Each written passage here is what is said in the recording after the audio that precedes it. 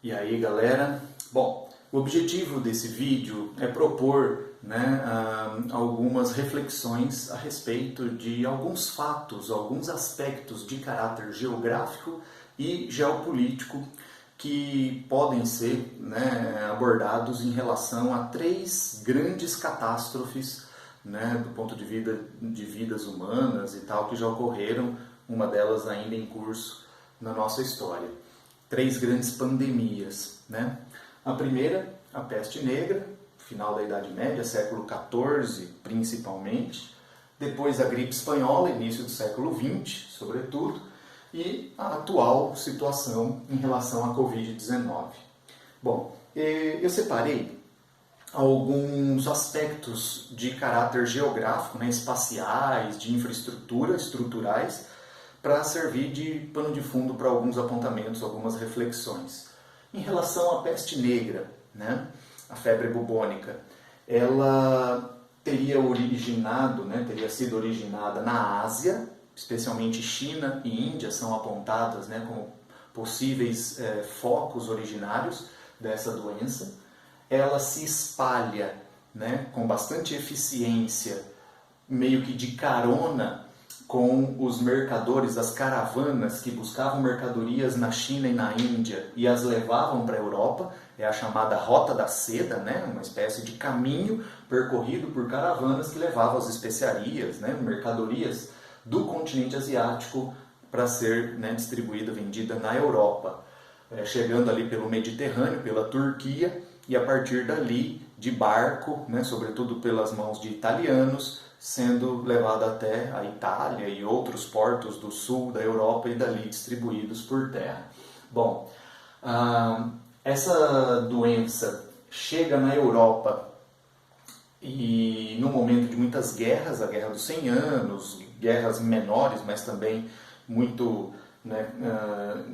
intensas, muito nocivas do ponto de vista da debilitação das pessoas. Então, no momento de guerra, diminui a alimentação média das pessoas, sobretudo dos soldados, muitos soldados amontoados, muita gente vivendo de forma improvisada, em campos improvisados e tal, um ambiente de insalubridade que se soma a uma falta de saneamento já estrutural e generalizada no continente europeu, matando milhares, talvez milhões de pessoas. Aí os números apontam entre 1/3 e até metade. Em algumas localidades, mais da metade é sabido da população total morre, crianças, jovens, adultos, idosos, que não eram muito numerosos nessa época, mas também acabam sendo vítimas. E talvez chame a atenção a questão da utilização do bode expiatório, do apontamento de culpados numa situação dessa. Uma doença como essa não tem culpados, não tem ali uma intencionalidade. O que ela é uma fatalidade. E aí apontar o dedo e falar a culpa é dos judeus, a culpa é dos ciganos, a culpa é desse estrangeiro que trouxe essa doença para cá, só mostra mais ignorância, pequenez de alma, obscurantismo. Então isso nos serve como um exemplo. Muitos judeus, ciganos e outros grupos de pessoas foram massacrados, linchados por conta de terem sido apontados como os causadores, os responsáveis. Então vamos tomar cuidado antes de estigmatizar um determinado povo, um determinado grupo de pessoas diante de uma fatalidade, diante de uma catástrofe. Talvez essa seja uma mensagem aí. E que devemos sanear melhor as cidades para evitar o contato, o convívio com ratos, mosquitos e outros animais indesejáveis que estão muito relacionados à falta de infraestrutura de saneamento. Saneamento, sanear, deixar o ambiente mais propício para a saúde. Então esse talvez seja um legado também, uma espécie de mensagem, de aprendizagem, de lição da peste negra. Séculos depois, a humanidade talvez se depararia com a maior, em números pelo menos até agora, em números uma que teria matado aí dezenas de milhões de pessoas, a gripe espanhola, 1918, 1919 sobretudo. A origem da gripe espanhola é incerta, não existe um consenso. Muitos apontam os Estados Unidos como possível foco, Outros estudos apontam a possibilidade da China ou até de algum país da Europa ter sido, né, a origem dessa doença. Ela atinge em cheio o mundo todo, né, e especialmente na Europa, onde havia ainda em curso a Primeira Guerra Mundial, um fato, né, que também contribui para intensificar o fenômeno da fome. Então, mais gente passa fome, se alimenta menos, né, fica mais vulnerável, né, menos imune, de uma maneira geral. Os hospitais cheios de feridos se tornam um ambiente propício para a propagação, né, da gripe. Já havia um fluxo importante de mercadorias nesse mundo, virada do século XIX, século XX, né, modernização dos meios de transportes, a intensificação do comércio internacional entre muitos países, e o fluxo de soldados por conta da guerra também é um destaque. Vale a pena destacar que houve assim, uma espécie de choque muito grande, um choque mais, talvez assim, mais particular da gripe espanhola, por conta da grande quantidade de jovens que morreram. Então ela teve um índice de letalidade muito elevado entre jovens, pessoas da casa dos 20, 30 anos, morreram muitos, né, durante a gripe espanhola. Então, assim, a morte de muitos jovens talvez tenha sido um choque a mais, né, nesse contexto catastrófico da gripe espanhola. E na atualidade, a situação, né, que envolve aí a Covid-19. A origem dessa doença é um pouco mais precisa, ao que tudo indica, uma província do interior da China chamada Wuhan teria sido, né, ali a origem, provavelmente através ali da circulação de vírus entre animais, de um mercado, né, de animais silvestres, que é um tema aí para a gente refletir mais para frente, né, a nossa relação com os animais de uma maneira geral, quaisquer que sejam silvestres ou não. Bom, essa pandemia ocorre no momento em que o mundo estaria, né, no ápice do que a gente chama de globalização. Essa globalização tem como essência a intensificação dos fluxos de pessoas, a gente pode ver isso, né? Milhares de pessoas viajam todos os dias, pessoas viajam para a Itália, nunca vi tanta viagem para a Itália, tanto brasileiro indo para a Itália, né? Não imaginava que tantos brasileiros fossem para a Itália e vão mesmo, e vão para a China, e vão para os Estados Unidos, e dos Estados Unidos vai para a China, e da China vai para a Europa, e da Europa vai para o Oriente Médio, e do Oriente Médio vem para o Brasil. Então, esse fluxo de pessoas aí certamente foi um fator aí decisivo para a propagação tão veloz dessa doença.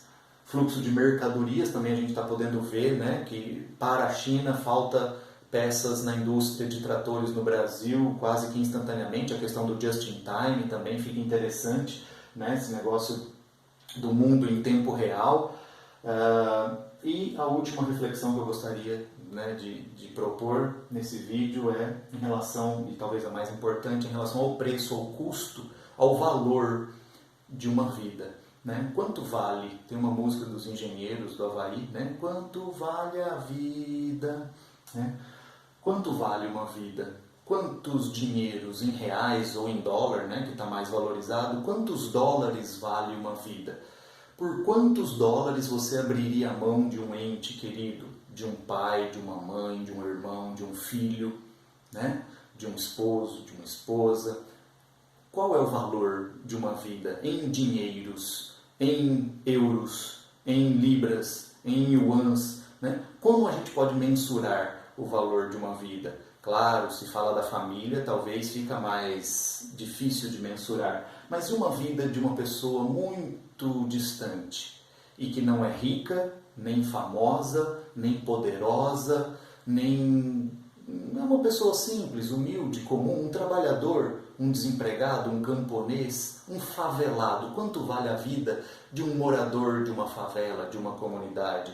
Ou de uma pessoa do interior do Amazonas, do meio rural do Amazonas, um ribeirinho lá do Amazonas, ou de um índio Guarani, Kaiowá? Quanto vale essa vida, né?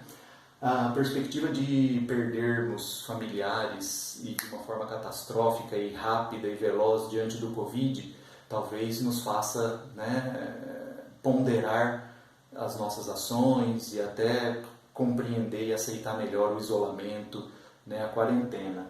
Qualquer um pode morrer, né? Eu já vi até algumas notícias de pessoas ricas, famosas, até que já morreram, alguns mais velhos, mas até jovens, né, que já morreram do coronavírus, da Covid-19. E claro que isso soa diferente, porque se fosse, por exemplo, a gente pensar nas vidas perdidas pelas doenças relacionadas à falta de saneamento, que é uma realidade do Brasil de 2020, quase metade da população, né, não tem acesso a esgoto tratado, não tem coleta e tratamento de esgoto, 1/3 não tem água encanada potável em suas casas, né? Essas pessoas que não têm saneamento morrem por falta de saneamento, milhares, né? Tem os números lá, 20 mil por dia morre de falta de saneamento no mundo, só que são pessoas exclusivamente pobres. As doenças relacionadas à falta de saneamento, elas atingem um grupo ou grupos de pessoas que são específicos.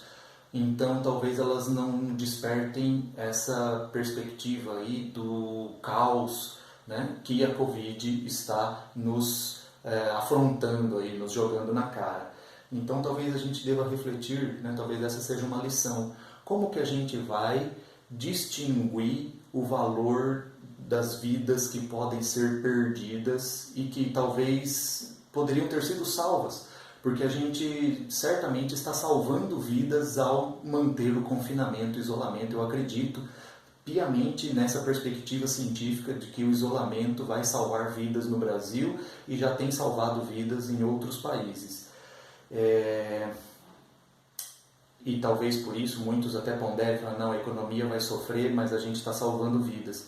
E por que a gente não usa essa tragédia como uma referência para que daqui para frente a gente tenha essa mesma perspectiva de que talvez seja sim necessário parar tudo para que salvemos algumas vidas. Vamos parar tudo então, tudo que não seja saneamento básico, e vamos colocar saneamento básico para todos, porque aí ninguém mais vai morrer de cólera, ou muito menos pessoas vão morrer de cólera, ou de desenteria qualquer, tá? Então eu acho que essa é uma reflexão importante. Vamos parar de hierarquizar o valor das vidas das pessoas. Talvez se a gente conseguir, né, usar como legado de que todas as vidas de todas as pessoas, né, ou a vida de todas as pessoas deveria ter o mesmo valor, né?